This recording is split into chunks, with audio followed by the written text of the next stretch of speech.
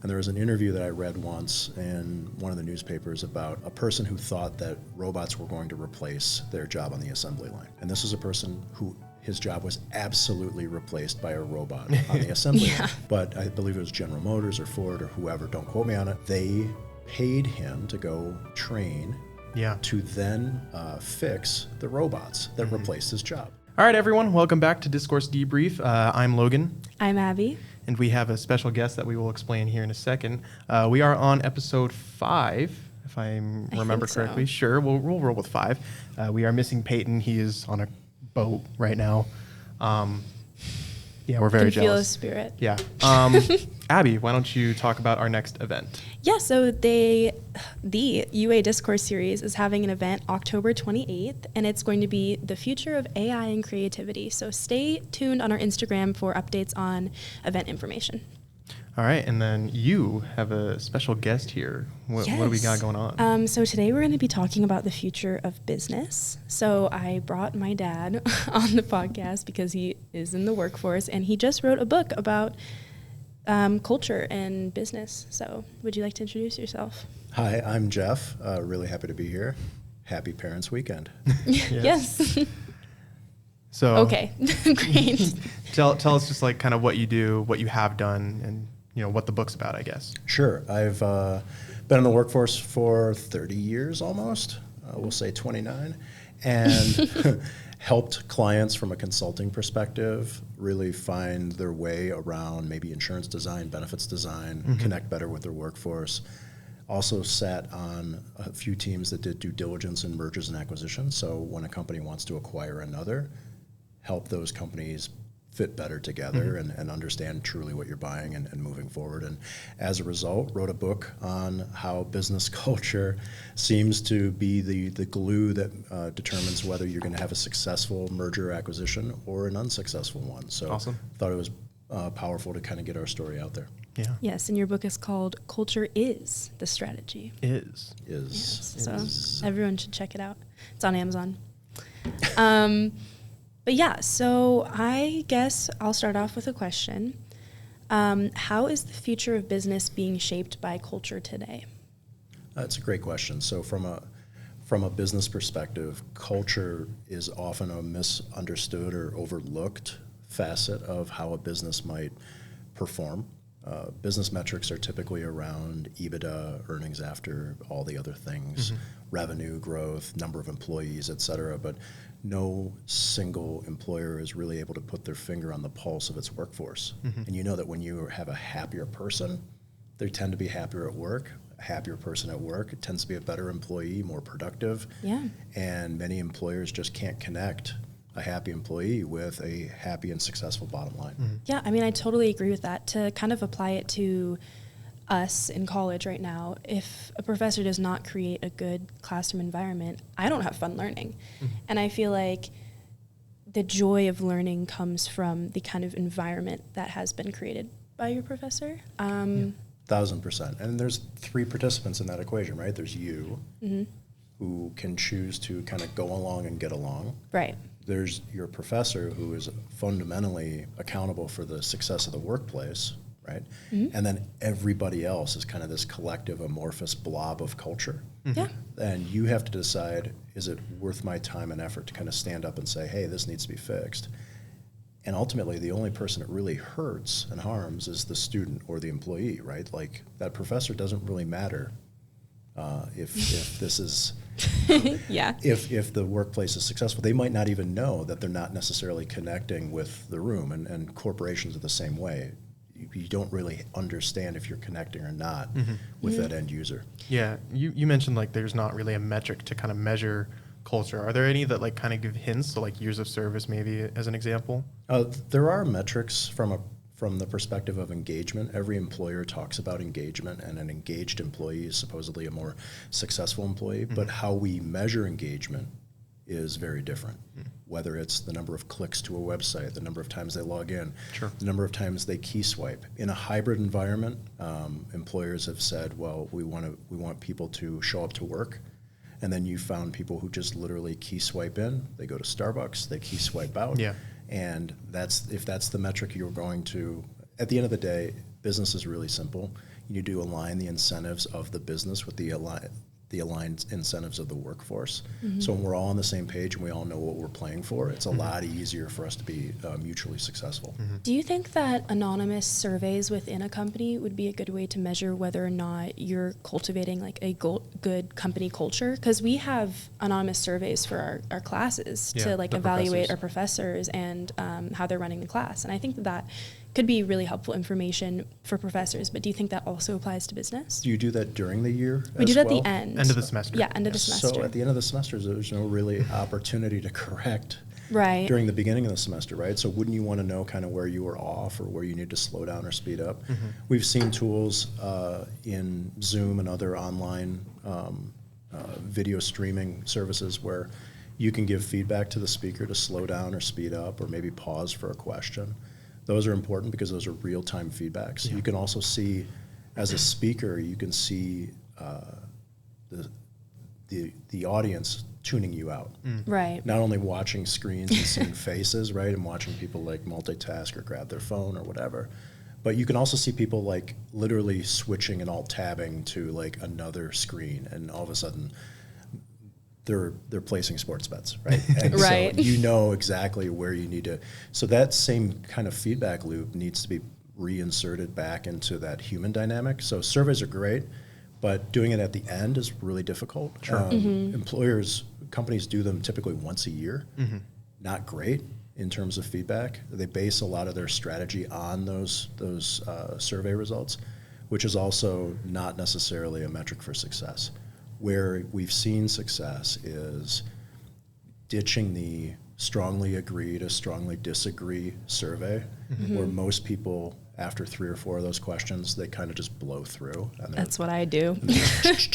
Strongly agree, just strongly get agree. me done out of this thing, and move more toward open answer. So tell me what you think. Say anything. Tell me what you think could be improved upon. And then what would be helpful for you? Putting things into a human perspective. When you have open answers, now you can actually effectively use artificial intelligence to drum up and boil down the messages of everybody, thousands of people, and then that can lead to more substantive change. How do you kind of make sure that your workers are in a good environment or are even engaged, whatever, if they're all kind of doing like the same thing? So for example, my mom works at a bank. She does like quality control for loans. She's the only one at that bank who does her job. She has a boss, but like he doesn't have a whole lot of authority over her. So she's very happy with her job. She makes good money. No one does what she does. She's not going to be replaced. How do you kind of have that same effect on workers who maybe might be replaced or are doing the same thing as the person to the left of them? Like, kind of how do you do that? Sorry, we have a lot of feedback right now Good because old the parents' door is weekend. open. Logan, do you want to go close the door? I can go That'd be close the fun. door. Oh, you I got got it. it. Thank you. I'll repeat my question. Yeah, no problem. Yeah. There Okay. we go. Silence. Okay, so I'll repeat it. How do you kind of make sure your employees are having a good time if they're just doing the same thing as, someone else? So I think a lot of it is the expectation for a job. So there are some roles where you look at the role of the job or the day-to-day as simply a job. Other people might say, well, this is a career. I can build 20 or 30 good years out of this role.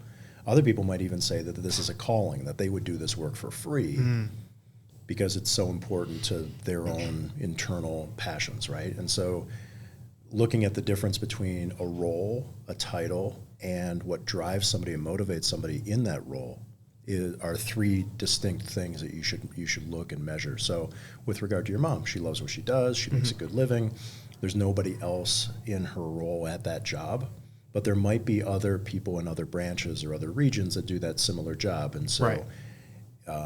Is it right to put everybody in a spreadsheet and battle each other off on a spreadsheet? Maybe not. Her branch might be very different from another market, from another place.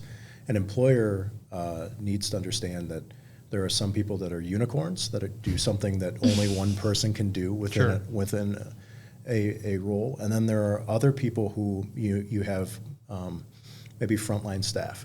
There's 5 cashiers at a grocery store. So you can very easily see which cashier processes the most number of items with the fewest number of mistakes over time, right? And so some things fit into a spreadsheet, others don't. Everything fits into a conversation, though. I like that. Sorry, I just really tuned in on the word unicorn. I love unicorns. Of course you did. I know you do. There's a unicorn on campus that you are supposed to find before you graduate. So, anyway. And I heard you found it. Yes, we did find it, but we're not going to spoil it for everyone. Congratulations. Thank you. You're welcome. I kind of want to shift focus and talk about AI a little bit, because I think AI is becoming a really big kind of controversial issue or topic in business specifically. Because of AI, what do you think is the most human advantage companies need to preserve? We're talking about artificial intelligence, right? Correct. That is what AI is. Okay, thanks. So the human advantage of artificial intelligence is really using it for things that you don't want to spend the time or the ramp-up time to actually do. So an employer that figures out how to best harness, because I don't think you can necessarily have AI replace those functions within an employee, but they can be leveraged by that employee, that associate, for better. So having an employer understand where the right uses of artificial intelligence are really important. At the end of the day, it doesn't really matter the tool in your hand. It's always the magician. It's never the wand. Yeah. And so if you have a really good magician, it doesn't matter what wand you have. If you have a terrible magician, you can have the greatest wand, but it won't work in those hands. And so a lot of the mistake that employers make is thinking that AI is going to solve everything. But if you have a bad interpersonal communication issue within your workforce, if your workforce inherently doesn't trust your leadership, they're never going to use the tools you give them, because they're giving you a nice wand, but those magicians aren't necessarily empowered to cast the right spells, right? So some shitty magicians. Yeah. Definitely a Hogwarts reference here, right? But I know, I was about to say, wow, we're really getting into Harry Potter world. But you can have the greatest tool, but if it's not deployed the right way. And so a lot of employers are making the mistake of, this thing is going to solve everything for you. And what's even sadder is AI comes at a huge cost. And so where companies are making the mistake is they're communicating with investors and outside stakeholders before they're doing inside stakeholders, getting employees to understand, this is the tool, this is what it does, but this is also what it frees up in my life or allows me to better do. Those are all better tools to retain, to incent, to reward those employees. Doing it in the other order of telling people on the outside how much you're going to change the inside is wrong. You have to start inside and work out. The other side of it too is employers who are making the budgeting decisions and some of the strategy decisions around where do we use AI are very disconnected from the actual employees using the tools. So again, we talk about that feedback loop. If you've got a better feedback loop around what's important to you in your day-to-day, you might say, you know what, I'd rather not do this AI stuff over here, but you know where it could really help me, where it could save me 6 or 8 hours a week? Over here. And so better connecting that buying decision with the people that it benefits companies. And so a company that does that leaps forward over a company that is making all those mistakes. Okay. I think there's also kind of a liability issue. It's like, if you have AI replace a job, it doesn't really matter what the job is, and it makes a mistake, who's responsible for that mistake? Right. Is it the AI company? Is it your CEO? So I think there's also a liability and responsibility issue of replacing jobs with AI as well. Yeah, because you can't really hold a machine accountable. No. You can only hold people accountable. Well, and think about the training for that machine, right? So that training had to come somewhere. So if you trained it internally and you got a wrong answer, well, shame on you. If you trained it using external information and you got a wrong answer, well, then shame on you. From a liability perspective, it's always the employer's liability to best understand how these tools are being deployed. And just like any other tool, like if it's being delivered by the human, that human has to look through and say, are these results reasonable? Are these results expected? And there needs to be a little bit of due diligence on the human side to be able to say, this is the best use of this technology. It should never replace the conversation between the customer and the business that it's serving that customer. Yeah. Sure. So it can be part of the deployment, part of the interior package, but once it actually gets to the table, it should be handed to somebody by someone who understands it and how to tell the story. I'm curious what you think of AI in customer service. So we had a experience with that. We had a flight issues. Yeah. And we tried to reach out to I think it was Delta. Shame support. on Delta. Yeah. Delta support, and it was an AI chatbot. So I'm curious what you think about that kind of trend. From a customer experience standpoint, if you can get to the right answer. So did you get to the right answer? After we connected with a human. Yes. So yeah, that was the whole thing. Did the AI chatbot allow you to get more information to that human to make that human conversation faster? No, Okay. it actually did the opposite. It actually prevented us from getting answers sooner rather than later. That's not the right experience, Right. And so what you want is that AI driven or powered experience to improve the overall customer experience. If you're not getting that improvement in the CX, then the company's missing the boat on how to use it. So yeah, I mean, chatbots are great, especially when you know that there's like 100 frequently asked questions and you don't want someone to be sitting on the phone to answer those 100. But if it's very nuanced, like, hey, our plane just got diverted here and we now need to connect it through here instead of there, that's something that maybe not necessarily the job of a bot. I think there's also like a population of consumers that no matter if the chatbot gives them the right answer, they want to talk to an actual person as well. Oh, I do. Yeah. I do too. So I want someone to blame. well, that too. I don't know if that's very Karen of me, but I feel like talking about AI is super important because I think it is definitely the future that we're approaching, whether it's business or health or all of the other topics that we talked about on our podcast. And so like, I know we talk a lot about like the negatives of AI and how it doesn't work or it's harmful for our economy or our society, but I kind of want to talk about like what kind of jobs do you guys believe will thrive in an AI-driven economy? All kinds of jobs. I mean, you're the future. What jobs do you think will drive in an AI economy? I don't know. I feel like maybe like research jobs where you can use a tool that basically has a database of the entire internet to help you find these answers, but I'm not really sure. I feel like my job, I want to go into law. So I think to help me find court cases to reference and all those kinds of things, AI will definitely be a helpful tool.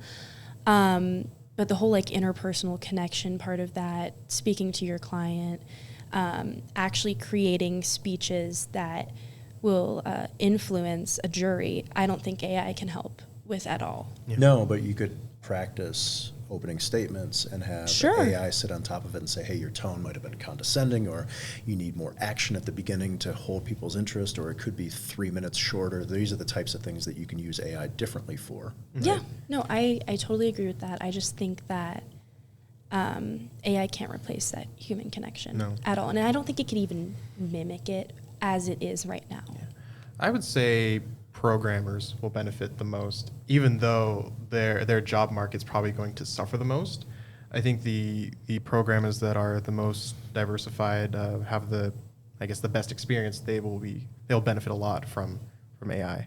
I'm going to kind of push back on researchers in law, because I think like professional researchers, I assume there's going to be like an ethical conflict of like using AI as a source or using what AI says as a source. Like that's probably not good practice. And the same applies for law.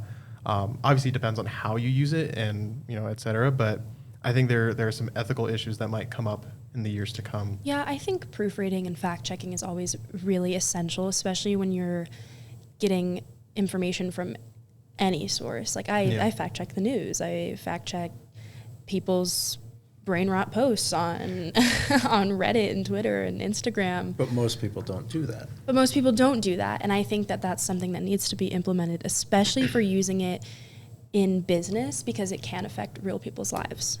Sure. I mean, you look at LexisNexis, which is one of the greatest databases ever I love that name. of law material, LexisNexis. court filings, precedent setting, all those types of things. That database has evolved significantly through AI, and it's actually a lot easier now to search it because you can give it a why. Here's what I'm looking for. Here's some of the sources that I've already come across. Tell me something that might interject a counterpoint with regard to this ruling or this statement or this fact base. Sure. There are jobs that are going to be threatened. There are jobs that are going to be opened up. I think about, so I grew up in the Detroit area, and in the 80s and 90s, all of Michigan was basically in the car business, right?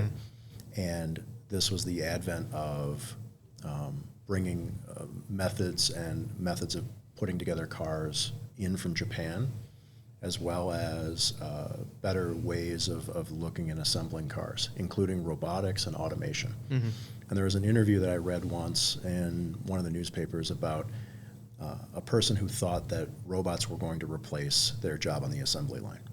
And this was a person who his job was absolutely replaced by a robot on the assembly line.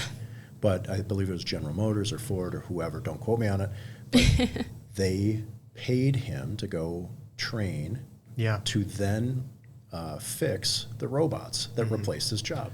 I've heard of government-subsidized education programs that will say, like, hey, if you're a blue-collar worker who got your job taken, whether by robotic or maybe in the future AI, we will essentially pay for your education to go back to, a college or, get some kind of certificate. So, yeah, I think these programs exist, and I think in the future we're going to need more of them. Well, and that GM employee, or that whoever they were, right, was now making more money fixing the robots that now were doing the job that he did on the line, and basically gave him future proof for probably 10 or 15 years by picking up some really valuable skills within that organization. And, applause to the company that realizes that, well, we can start to shift the way we do business, which also is how we deploy people and how we train them internally and externally and how we reward them through salary. Everyone Actually, looked at me. I have a question off that. Sure. Get a little political. Oh, no. Sorry, Ted.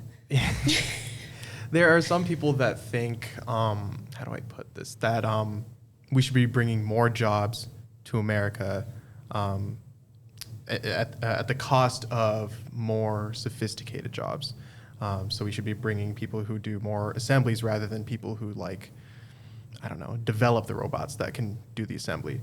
So what do you think is more important, and maybe they're not even mutually exclusive, more sophisticated jobs or just more jobs for, working class people who maybe aren't as educated?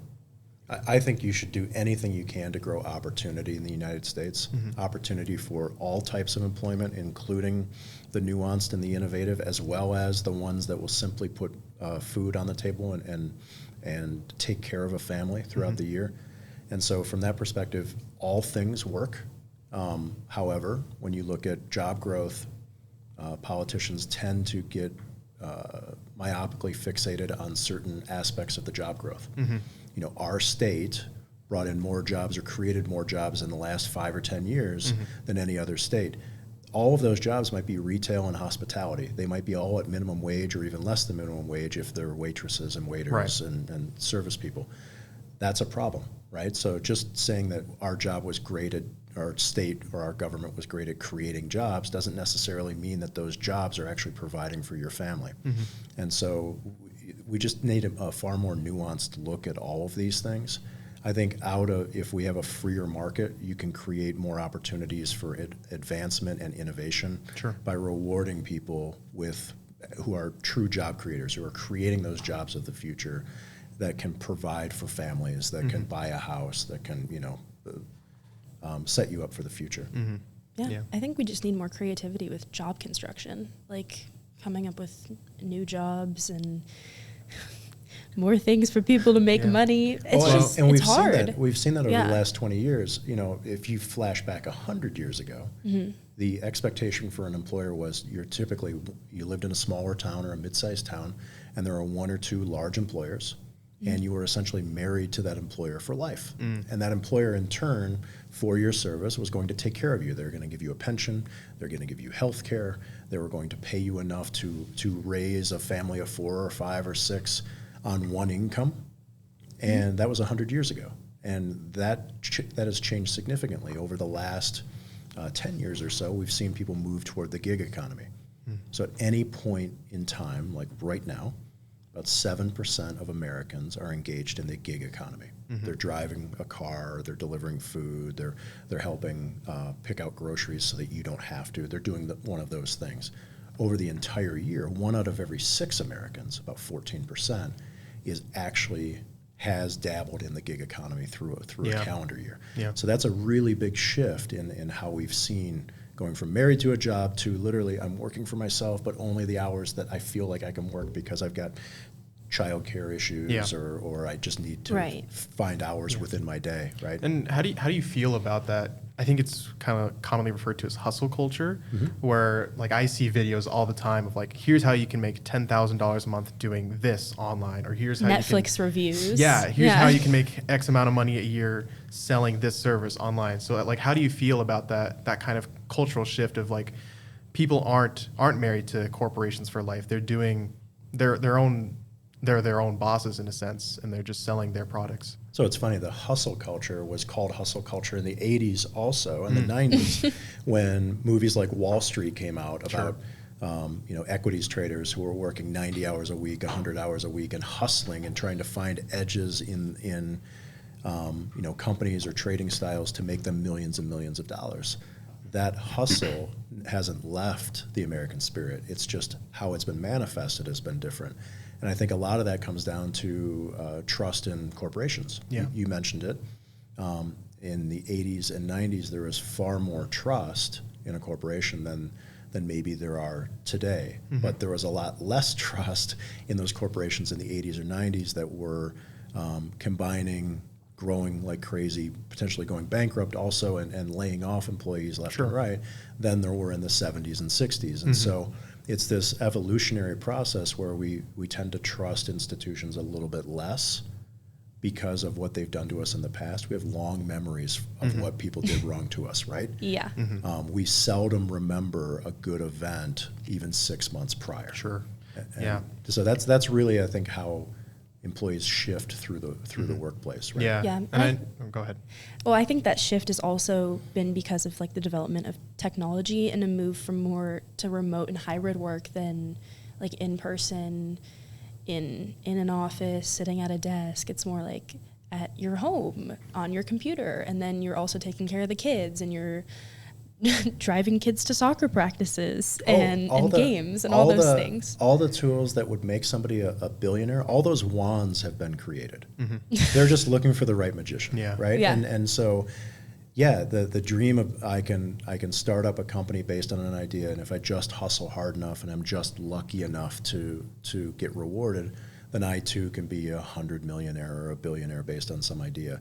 That has never changed. That has never left the American ethos of what someone can do. You can always pull yourself up by your bootstraps, right? Yeah. And it probably won't ever change for a good amount of time, I think. I think like future, that'll probably still remain a core American value.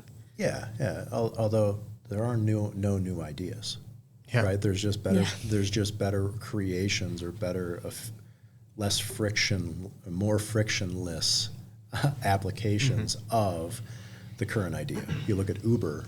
Uber was predicated on the fact that I don't like getting into a taxi cab. Yeah. I don't like having to walk out and having to hail one myself, or calling an 800 number and having to wait 45 minutes. Real. And then getting into a cab and having to talk to somebody. So literally, those are options. Do you want to talk to somebody? Yeah. Do you like air conditioning or heat? Right? Those remove the friction from the experience. At the end of the day, the drivers are the same. The cars are basically the same. The trips are exactly the same. But this is a billion-dollar business because it removes certain friction from the environment. Yeah, and it is spread out into branches. So you've got DoorDash now, you've got Uber Eats, and like all of these kind of stem from that same idea of, I guess, convenience. Grubhub, Shipped, and then TaskRabbit. People, if you want someone to just go pick up dry cleaning and bring it to you, or you want a mailbox painted, these are the types of things that you can literally order on an app.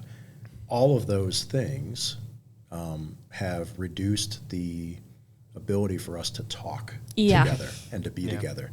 And so when you think about, like a hybrid workplace, work has gone a heck of a lot more hybrid in the last 6 years than it was in the prior 25. Absolutely. Yeah. So how do you bring elements that work in a hybrid, the convenience of being hybrid, with also the semblance of community that you're all that only happen when you're in person? Well, and that's the question, right? Like, well, then what do you think? Well, I don't know. That's my answer. I don't know. I don't know, because I have online classes and I don't feel connected to my classrooms at all. I've never felt connected when I've been working online. And so that's one of those things, like I've not seen a solution that works for me and for, I'm sure, a lot of students.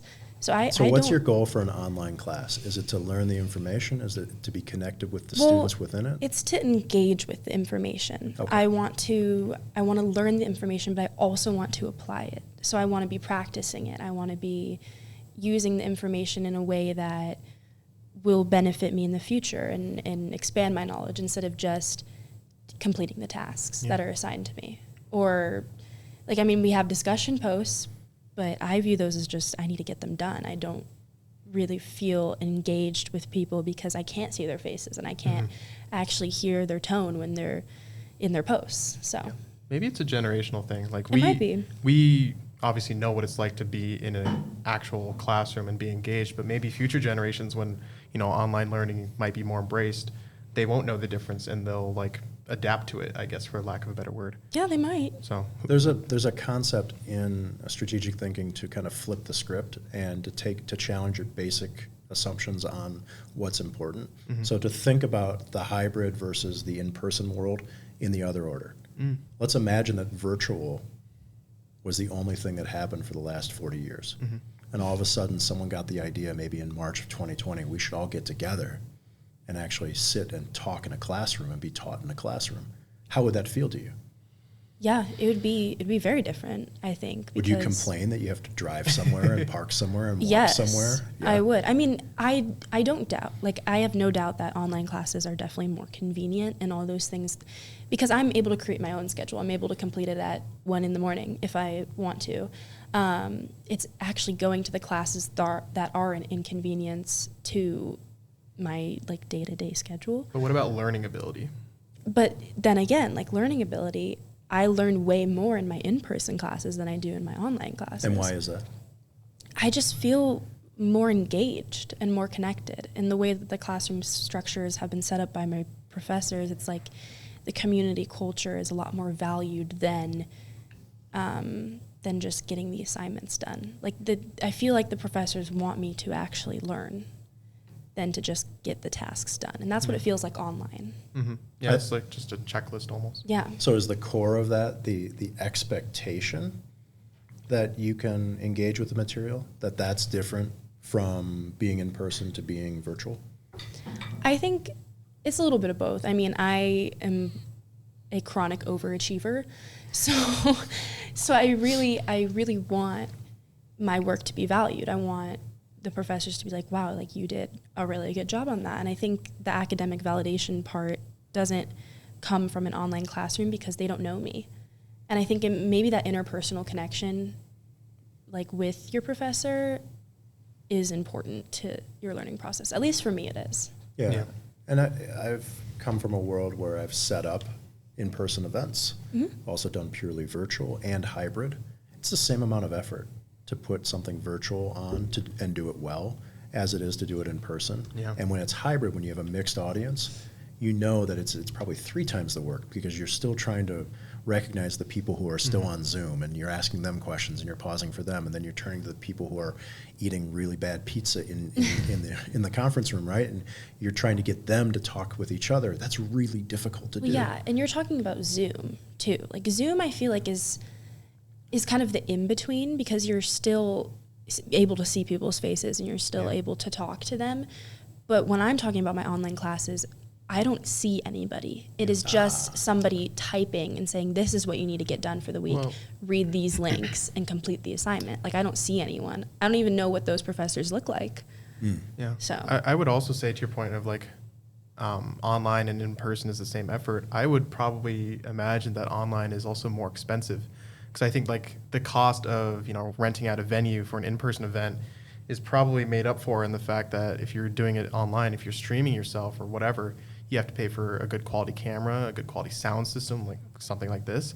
You have to have some kind of system, whether it's Zoom or maybe you're doing it to YouTube. You have to get it out there online. So I would imagine that the cost is relatively the same, if not more. And there's also an issue of like public speakers often have a lot of trouble speaking to a camera. Like that transition is not always easy. So there's just a lot of complications. I'll push back a little bit there, because if you are doing something online, you can record it, and so you've got permanence of information, and so that you can then rinse and repeat it the following week, the following month, or the following year. Yeah. Whereas if it's in person, sometimes the magic that happens, you're like, oh, I wish we had that on camera, and you'll never be able to recreate that magic. Yeah. Well, I also want to kind of go off of your point that public speakers aren't as good on camera as they are in person. Not to throw you under the bus, Dad, but I attended one of your speaking events in New Orleans, and he did a phenomenal job. Like it was. Thank you. It was very good. I was engaged, and I don't give a crap about insurance, frankly. I really don't. But then when you were having me like record your little videos for your company, we took maybe 30 takes or so, because I was like, it's brutal. You sound automated. You don't sound it's like absolutely brutal. real. Like trying to cram everything into like a minute or less and hit all your points. And I give props to anybody that has to speak off of a teleprompter, because it's awful. Yeah, Winston Churchill said, if you can fake sincerity, you can fake anything.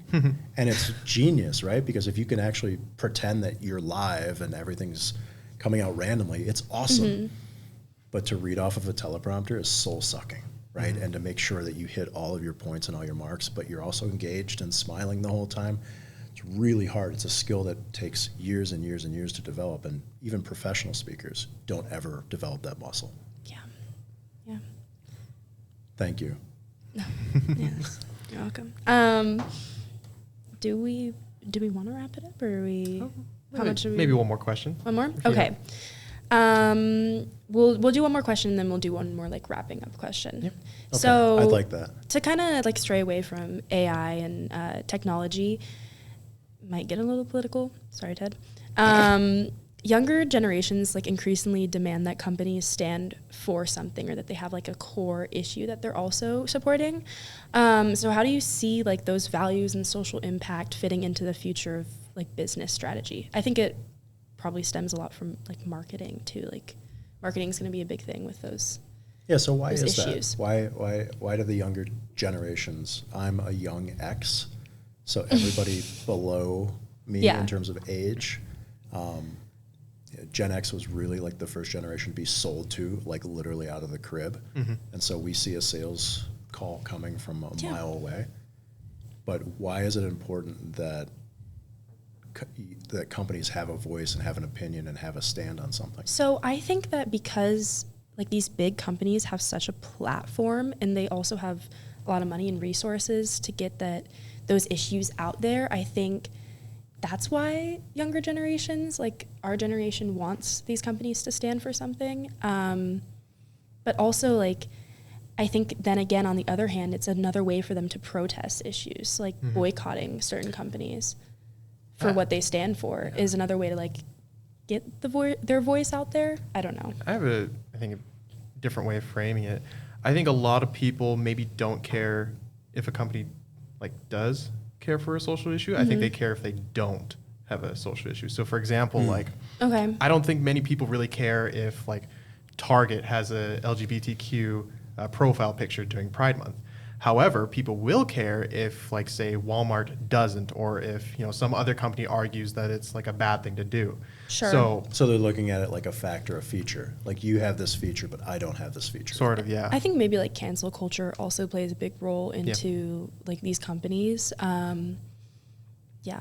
So I think- my generation was all about product comparison, right? Sure. This shoe will make you run faster. This shoe will make you jump higher, right? This shoe is the shoe Michael Jordan wore. Exactly. This shoe is marketed more towards women. Like I This know is the drink that gives you wings. Yeah. This is the drink that, right? And all of a sudden, Oh yeah, Red Bull got sued for that, by the way, because somebody was like, it doesn't actually it give doesn't me grow wings. Yeah, That's why so now it's it's wings. wings. Yeah. Yeah. So when you think about fact, so my generation thinks about, and I'm generalizing and stereotyping, right? Sure. But we think about product comparison and like, what does this product have that these products don't have? And so it's a fact of that product. Whereas I think younger generations are necessarily, okay, well, I want to feel something. Right. It's that everything is kind of fact and figure. I will take a lesser product as long as I can feel something a little bit more, that they stand for something. Do I have that right? It's like when you go to McDonald's or one of those fast food restaurants and you buy something and they're like, do you want to donate your last 50 cents to this charity?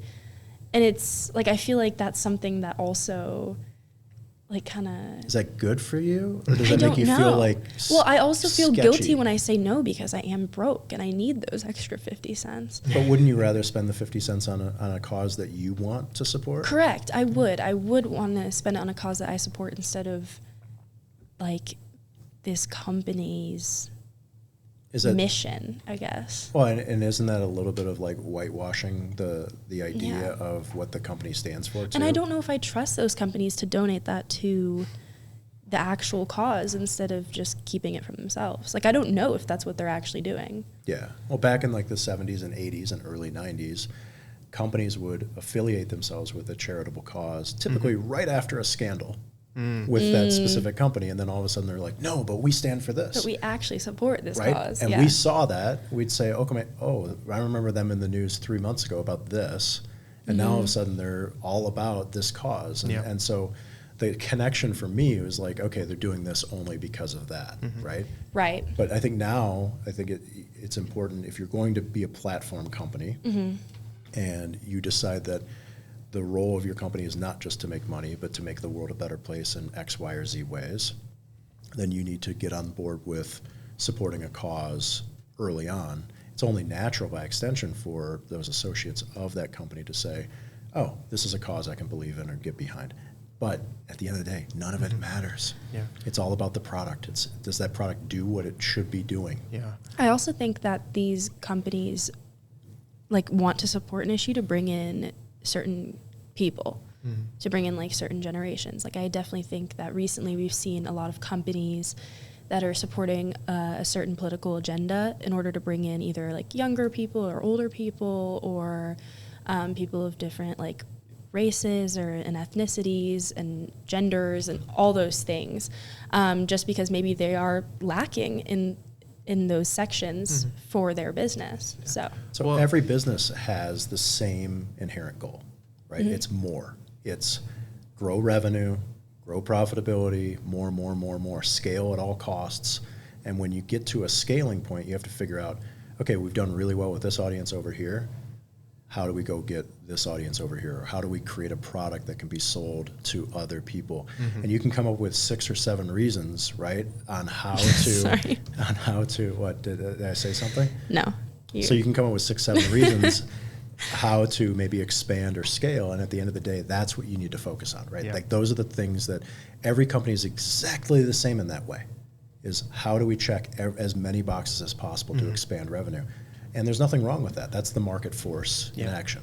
Kind of with that, and going back to like the different generations, in the 80s, 90s, it was all about product comparison. Do you think kind of the shift towards sort of how our generation treats companies is the fact that, technology and production has gotten so much better that like the difference in quality of products is like very, very, very slim?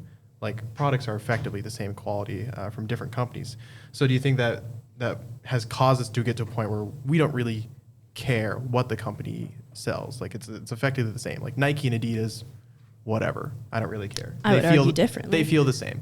So that maybe that's why we care more about the social issues or whatever causes that they represent. Well, I think it's part of it.